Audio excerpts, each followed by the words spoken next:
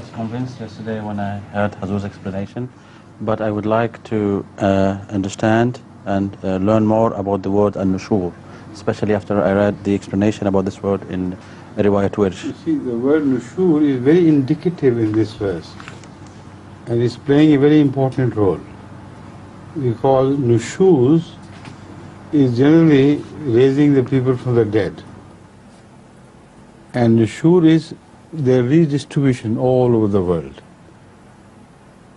That is nashar. So we are talking of nashar here. Not only the dead will be raised, but they will be spread all over the world. And this is the meaning of nushur in that particular verse. Will you kindly read it?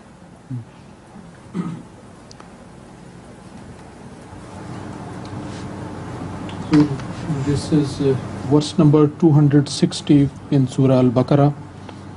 A'udhu billahi minash shaitanir rajeem. أو كالذي مر على قرية وهي خاوية على عروشها قال أنى يحيي هذه الله بعد موتها فأماته الله 100 عام ثم بعثه قال كم لبثت قال لبثت يوما أو بعض يوم قال بل لبثت 100 عام فانظر إلى طعامك وشرابك لم يتسنى وانظر إلى حمارك ولنجعلك آية للناس وانظر إلى العظام كيف ننشزها ثم نكسوها لحما فلما تبين له قال أعلم أن الله على كل شيء قدير. Nushur. ننشزها.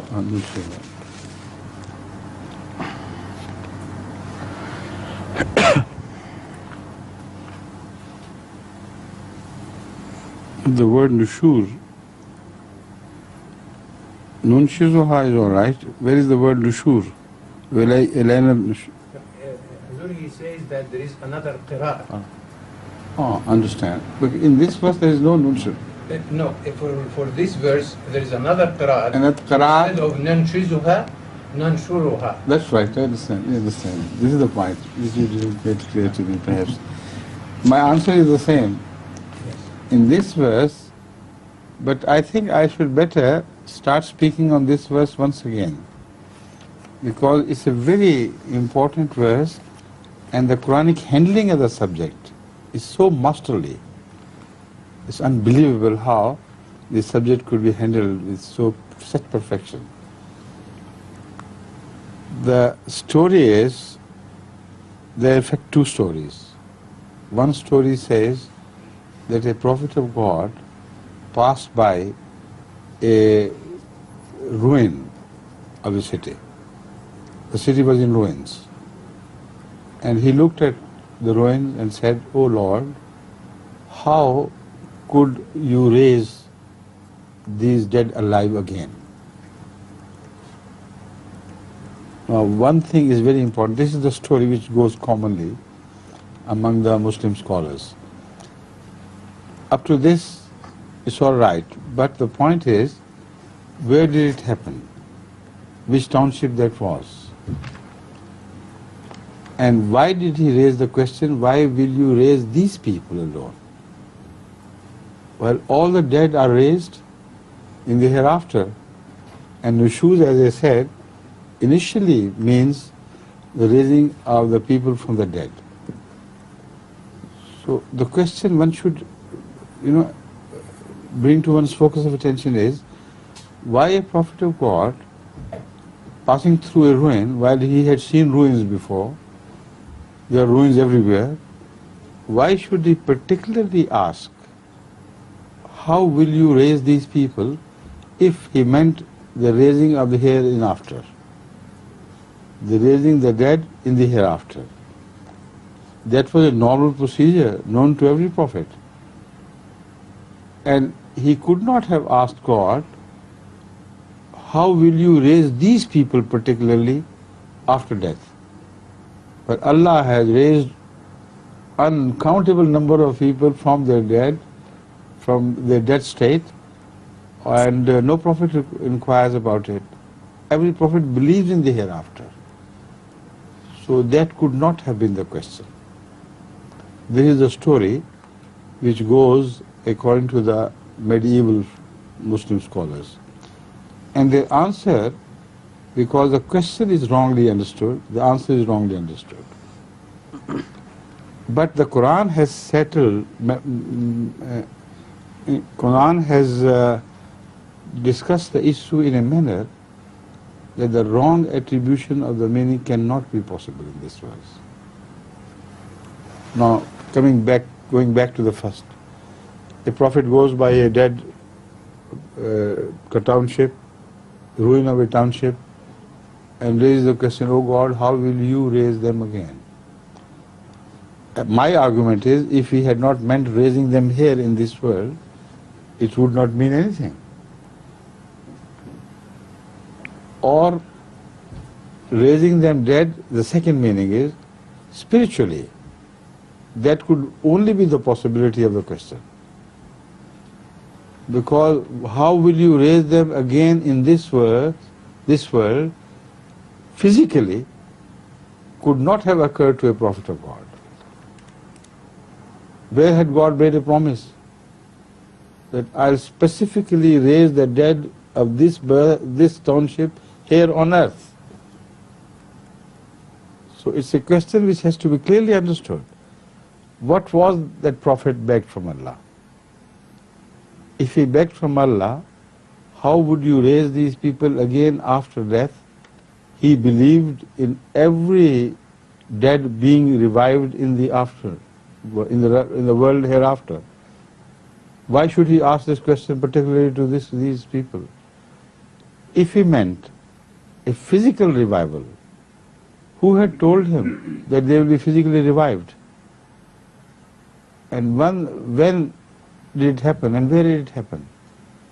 Why should he suddenly ask God, how will you raise these people physically alive, physically into a live people from their death, from their dead bodies? That question could not have occurred in the mind of the Prophet.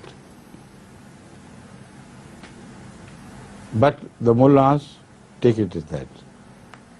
The second thing which I believe is, a prophet of God must have heard repeatedly from divine promises that a people who would meet a physical death here on earth will be ruined. As a people, they will be raised from their spiritual ruin, not from their physical ruin.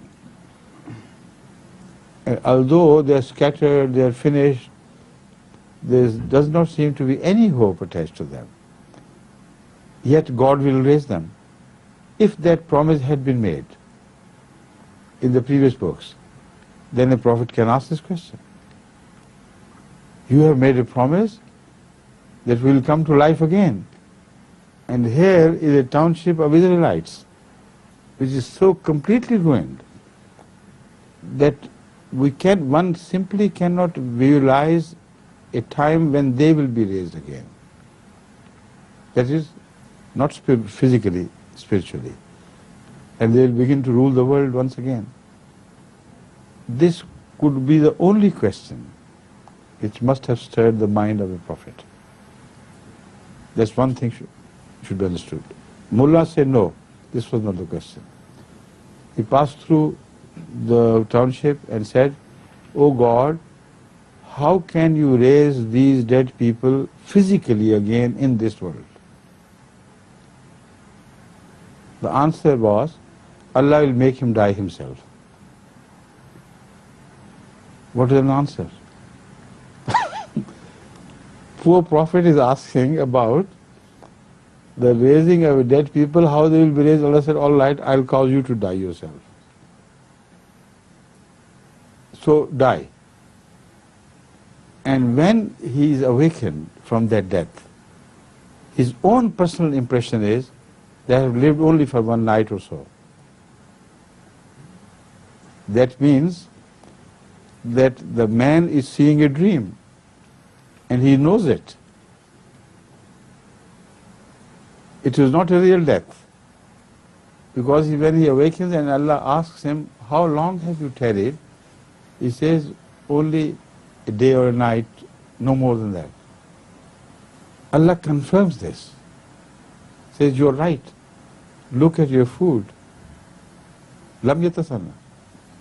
Look at your himar. It's the same thing. Now here, the answer of God ends, and a new reference begins from here. Because when the himar is mentioned for the first time here, it is not mentioned as a bones of himar, as a carcass of himar. It is mentioned fully as himar. And along with food being lam yatasanna, this shows that himar is also in the correct state of thing. So, the point is, what is being said afterwards? Allah says afterwards, of not the bones of himar, but bones of the people. Because here the verse comes to an end, and then another answer begins, which is a response to the prayer of the Prophet of God. Allah tells him that we made you to sleep for 100 years, which means you saw the things which are going to happen in 100 years. The rise of Israelites would require 100 years. And from then on, their return to the Holy Land and their rebuilding of the Temple of Solomon and everything will begin. This is exactly what is supported by history. It was Azkil Nabi, the Prophet of Allah, who passed through this township. He inquired from Allah, you have promised us that we are going to rule the world, and the promises you made to us are not yet over. What do I see? These people are finished. Allah says, no. He caused him to sleep and see in that sleep events of 100 years which were to come. But when he wakes up, he knows that he has slept only for a night or so. God supports this, does not reject it. You're right, look at your food, look at your himar, they're all right. But you have seen events of the 100 years, and from here the verse speaks of the dead bones of the people, spiritually dead people. That is what I explained to him. And nunshizuha, in this sense, is the revival that is spiritual revival. It is not a physical revival of the hereafter. It could not be. Because God does not do that trick in the hereafter, where the bones suddenly begin to get flesh and everything. It's not at all supported by other verses of the Quran. وَنُنْشِرُهَا فِي مَا لَا تَعْلَمُونَ فِي مَا لَا تَعْلَمُونَ نُنْشِرُهَا فِي مَا لَا تَعْلَمُونَ. We look at the verse. Allah says, I will raise the mankind, the people, on the hereafter in a form which they do not know. So how could this verse speak of the revival hereafter, of hereafter? And the revival here was never the question. Revival of a dead people was never a question, could not have been a question in the mind of any prophet by passing through. And then the history should support, if this is the meaning, that after 100 years a full township springs from death into a full-blown people. This never happened. So the mullahs will give a lie to this verse if they insist on its physical meaning. It can neither apply to this world nor can apply to that world, but spiritually. وَنُنْشِئَكُمْ فِي مَا لَا تَعْلَمُونَ. نحن قدرنا بينكم الموت وما نحن بمسبوقين عَلَىٰ أَن نُبَدِّلَ أَمْثَالَكُمْ وَنُبَدِّلَ أَمْثَالَكُمْ وَنُنْشِئَكُمْ فِي مَا لَا تَعْلَمُونَ.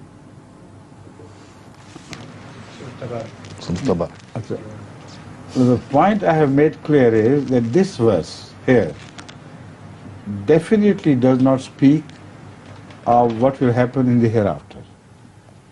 It does not speak of the events here on this world physically, because no township has ever come to life like it is mentioned here if it is taken physically.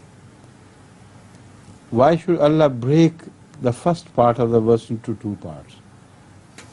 You can see your food is not destroyed. Now, if the food was not destroyed and the donkey was destroyed, what is the meaning of this? Is this how Allah raises the things? If the food remains all right, but the live people are finished and decayed, obviously donkey there is a full-grown donkey. It's not a carcass of a donkey which is mentioned. After the verse, after this part, the people of Israel are mentioned. They will be brought back to their spiritual or political grandeur as they had lost. Now, in light of this, I read this verse again. Then you understand the points which I have made. وَإِذْ قَالَ إِبْرَاهِيمُ رَبِّ أَرِنِي كَيْفَ تُحْيِي الْمَوْتَى. No, that's a different verse. أَوْ كَالَّذِي مَرَّ عَلَى قَرْيَةٍ وَهِيَ خَاوِيَةٌ عَلَى عُرُوشِهَا قَالَ أَنَّى يُحْيِي هَٰذِهِ اللَّهُ بَعْدَ مَوْتِهَا. How will Allah raise these people? Why did he think of that? So many ruins in the world. If there were no promise, he could not have raised the question. And the promise is only spiritual, we know that. In the Old Testament there is a promise that people will be raised again. فَأَمَاتَهُ اللَّهُ مِئَةَ عَامٍ ثُمَّ بَعَثَهُ قَالَ كَمْ لَبِثْتَ. Here's the point which I'm making. قَالَ لَبِثْتُ يَوْمًا أَوْ بَعْضَ يَوْمٍ. قَالَ بَلْ لَبِثْتَ مِئَةَ عَامٍ. Proof. بَلْ لَبِثْتَ مِئَةَ عَامٍ. Although you think you lived only for a day or a part thereof, you lived for a full 100, you slept for full 100 years. And in dream it can happen. You can sleep for 100 years or 200 years as you like. فَانْظُرْ إِلَى طَعَامِكَ. But at the same time look at your food. وَشَرَابِكَ لَمْ يَتَسَنَّى. They have not gone wrong. Is that the answer to the question? The question was how the dead will be raised. And God says, you sleep for 100 years and your food does not go wrong. It's impossible, it's absurd. And then it also says, وَانْظُرْ إِلَى حِمَارِكَ. Also look at your himar. Full-grown himar is mentioned like food. It could not have gone any change. Allah testifies to the fact that really you lived only for a day or less than a day. You slept only because in that time food cannot go wrong, and in that time himar remains al-himar. Nothing goes wrong with them. But when God says, I made you to cause you to die for 100 years, here Allah makes it clear. I meant you have seen events of 100 years. I mean that your answer lies in this 100 years history. You will see the same people who will turn into bones. They will, as if they will rise from bones again. That is, spiritually they will be raised. And they will become a powerful nation. Here, Naksu Halama Falamma Tabayyana Lahu. this had to be understood. Tabayyana is not a fact which you see happening before your eyes. If he had seen bones turning into gaining flesh and rising from the dead, there is no question of tabayyana. Tabayyana means interpretation of dream. Then he realized what Allah means. Physically, he has slept only for a day. Spiritually, he has seen the events of 100 years. And through this comparison and contrast, he understood. Then, what he said, Alamu anna Allah ala kulli shayin qadir. Then he said, now I know Allah can do anything. Now, this is very clear, but the word nunshizuha is the question, word in question.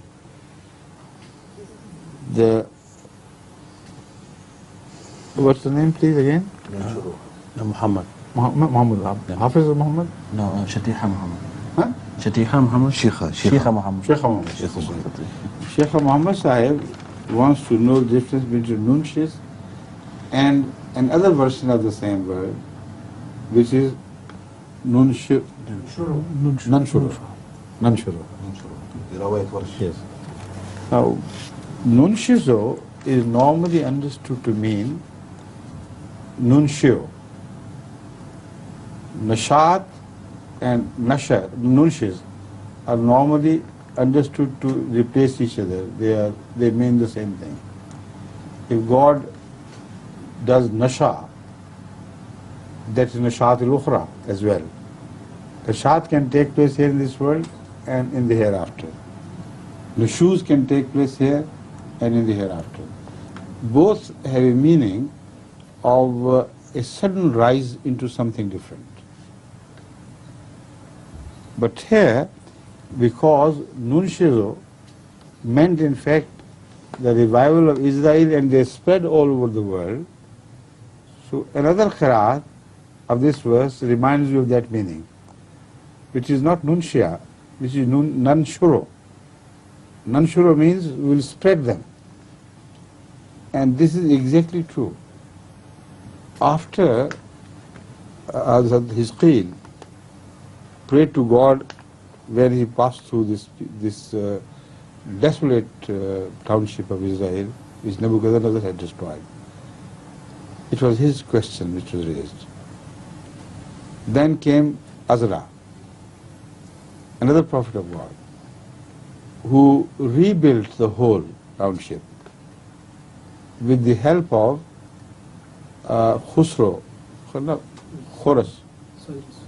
Cyrus, with the help of Cyrus from Syria. And from then on, the Israelites began to spread all over the world and occupy. This is nanshuro, replacing or indicating the true meaning of nunshuro. This is not just accidental. Ahmad sallallahu alaihi wasallam must have told the people that, look, it's another version here. And this is the meaning applied. Don't misunderstand the verse. I have said all this, yet the question remains, why did not God in the first place use the word nanshuro instead of nunshuro? Because nanshuro does not apply to the dead. And the question was revival of the dead. Nushur can take place afterwards. So this is the beauty of the Quranic expression. It uses the central word which has to be used in answer to that prayer. And once raised, then they will spread. Which means that God is not talking of the hereafter. God is talking of this world. Understand? I'm sorry, but I know you can do it. I'll try. He has gained expertise on this and he can... I'll try today. I'm amazed at how he can reconstruct everything. Eh? MashaAllah. I'll try today. You can be brief about the first part, if you like, because we have already discussed it, some of it yesterday. Yeah. But come to the point which I am trying to make. Yes, sir. Understood. Very fine. Okay, sir. Allah could not tell the Prophet that time is working on you and you actually died. But the time was not working on the food, on sharab, and on donkey. What sort of time that was? This was not working physically on food and on donkey, but it was working physically on the Prophet. So it is impossible. That is why Allah said it, that you are right. Your impression is right. That you slept only for a day or a part thereof. But when we talk of that you slept for 100 years, you did as far as the future prophecies and their fulfillment are concerned. What would you say? Now, I mentioned that about 100 years after this, the rehabilitation of the Israelites' capital began, and the recollection of the Bible also began. And I mentioned that it was Ezra who ushered the new era of life in Israel. Now, I told Imam Sahib to find out what was the time distance between Iskil and this Ezra. This is 100 years. History proves it. The time between Iskil and Ezra is exactly 100 years. Or a few plus and minus, but it is one century. And it was Ezra who began not only the revival of Israel as such, but he is the one who collected all the Bible which was completely destroyed. All of the Bible, by collecting various scholars from different tribes and inquiring from them, criticizing them, telling them what you remember of the Bible you have lost completely. And then he recollected it. That is the reason why some people, some scholars believe that Bible was revealed once again to Ezra. So this is 100 years which the Quran is speaking, and how beautifully it fits into the historical situation.